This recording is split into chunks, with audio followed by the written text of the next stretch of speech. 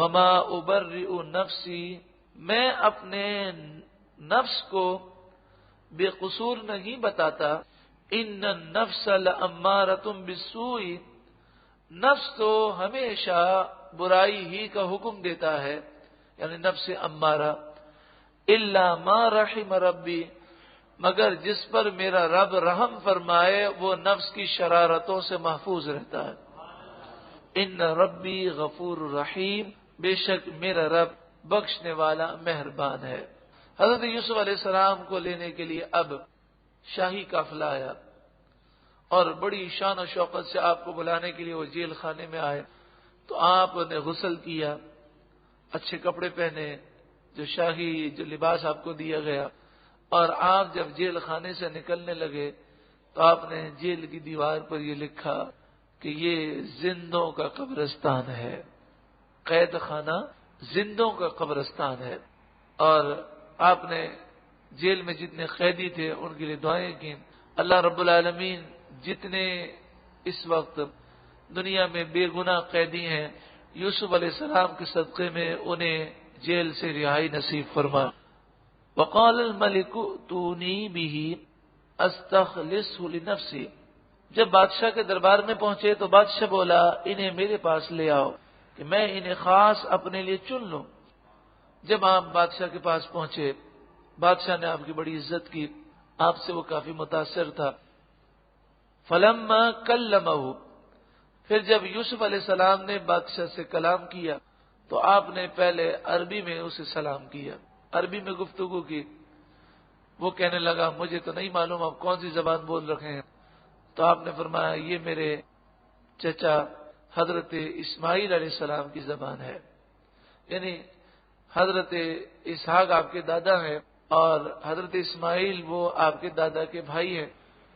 تو پھر آپ نے عبرانی زبان میں کلام کیا، سریانی زبان میں کلام کیا۔ بادشاہ جو 70 زبانیں جانتا تھا، اس کے باوجود وہ پریشان ہو گیا اور کہنے لگا میں نہیں جانتا کون سی زبان آپ بول رہے ہیں۔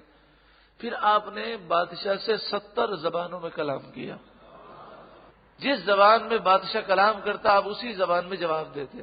بادشاہ علم کی اتنی وسعتیں دیکھ کر حیران ہو گیا۔ پھر اس نے آپ کو اپنے پاس بٹھایا اور کہنے لگا قال انک الیوم لدینا مکین امین، بے شک آج کے دن آپ کو ہمارے دربار میں خاص مقام حاصل ہے، آپ مکین ہیں، امین ہیں، معزز ہیں، معتمد ہیں۔ پھر بادشاہ نے کہا کہ میں آپ کی زبان اقدس سے اپنے سامنے خواب کی تعبیر سننا چاہتا ہوں۔ تو آپ نے فرمایا بادشاہ خواب کی تعبیر سے پہلے میں تجھے خواب سناتا ہوں۔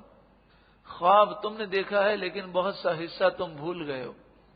بادشاہ نے کہا خواب تو میں نے دیکھا ہے، آپ کیسے بتاتے ہیں؟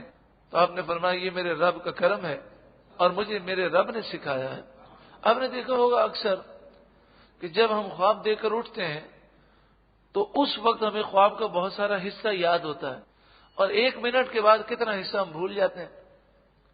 تو اکثر خواب کا 10% یا 5% ہی یاد رہتا ہے، باقی 90% انسان حصہ بھول جاتا ہے۔ تو آپ نے مکمل خواب سنایا۔ جب بادشاہ کو مکمل خواب سنایا تو وہ حیران ہو گیا، اسے ساری باتیں یاد آ گئیں اور وہ کہنے لگا خواب تو میں نے اسی طرح دیکھا ہے۔ پھر آپ نے جب خواب کی تعبیر سنائی تو اس نے کہا کہ پھر یہ اتنا بڑا انتظام کون کرے گا؟ اتنے گودام بنانے ہوں گے، 7 برس کے لیے ذخیرہ کرنا ہوگا۔ قال اجعلنی علی خزائن الارض، تو یوسف علیہ السلام نے فرمایا مجھے زمین کے خزانوں پر مقرر کر دو، تم یہ سارا نظام مجھے دے دو۔ انی حفیظ علیم، بے شک میں حفاظت کرنے والا، علم والا ہوں۔ قرآن کی ان آیتوں سے یہ واضح طور پر معلوم ہوتا ہے کہ پلاننگ کرنے میں کوئی حرج نہیں ہے۔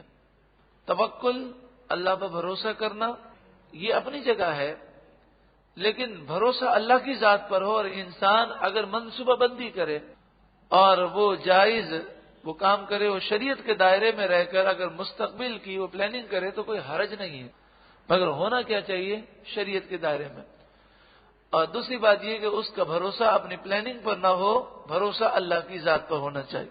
اب دیکھیں آپ نے انہیں پلاننگ کرنا سکھایا اور فرمایا کہ 7 برس کے لیے تمہیں ذخیرہ کرنا ہے، وَكَذَلِكَ اور اسی طرح مَكَّنَّا لِيُوسُفَ فِي الْأَرْضِ ہم نے یوسف کو زمین میں ٹھہراؤ دیا، مقام مرتبہ دیا، يَتَبَوَّأُ مِنْهَا حَيْثُ يَشَاءُ اس میں جہاں چاہے رہے، نُصِيبُ بِرَحْمَتِنَا مَن نَّشَاءُ ہم اپنی رحمت جسے چاہیں پہنچاتے ہیں، وَلَا نُضِيعُ أَجْرَ الْمُحْسِنِينَ اور نیکوکاروں کے اجر کو ہم ضائع نہیں کرتے۔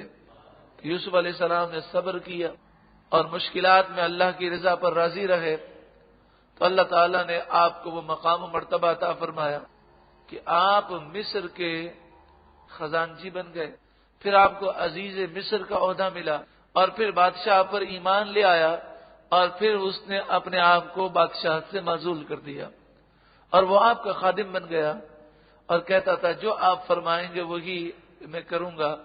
اس طرح آپ کو پورے مصر کی بادشاہت اللہ نے عطا فرمائی۔ یہ سارے واقعات ہمیں یہ درس دیتے ہیں کہ مشکلات سے انسان کو گھبرانا نہیں چاہیے، اللہ کی رحمت سے اسے امید رکھنی چاہیے اور اسے اللہ رب العالمین کی بارگاہ میں خوب سچی پکی توبہ کرنی چاہیے۔